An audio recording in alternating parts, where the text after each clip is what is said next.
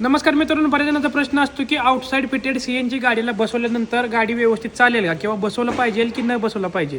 Company fitted CNG मध्ये काय problem येत नाही का येतो किंवा आउटसाइड फिटेड सीएनजी मध्ये प्रॉब्लेम काय येतो या सगळ्या गोष्टी सांगतो मित्रांनो. ज्यावेळेस गाडी पेट्रोलवरती ज्यावेळेस बनवलेली असते त्यावेळेस त्याचं जी वॉल असते, सगळ्यात मेन जी गोष्ट वॉल आणि हेड असतो ना, त्याचं मटेरियल वेगळं असतं मित्रांनो पेट्रोलसाठी. कारण की पेट्रोल ज्यावेळेस सिलेंडरमध्ये जळत असतं त्यावेळेस कमीत कमी 200-250 एवढं टेम्परेचर तयार होत असतं.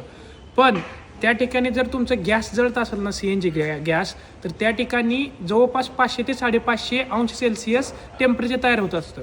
मग त्या कंडिशनमध्ये काय होतं, तुमची जर गाडी पेट्रोलवर असेल, तुम्ही जर आउटसाइड फिटेड CNG बसवलं त्याच्यात, तर काय होतं, त्याचे वॉल वगैरे आहेत ना, त्याची झीज होती. त्यामुळे काय होतं, बरेचसे म्हणजे आउटसाइड फिटेड CNG केल्यानंतर 1 ते 1.5 लाख किलोमीटरपर्यंत तुमची गाडी ओके चालते. त्यानंतर तुमच्या गाडीला पॉवर कमी देणं किंवा मिसिंग होणं असं प्रॉब्लेम येते.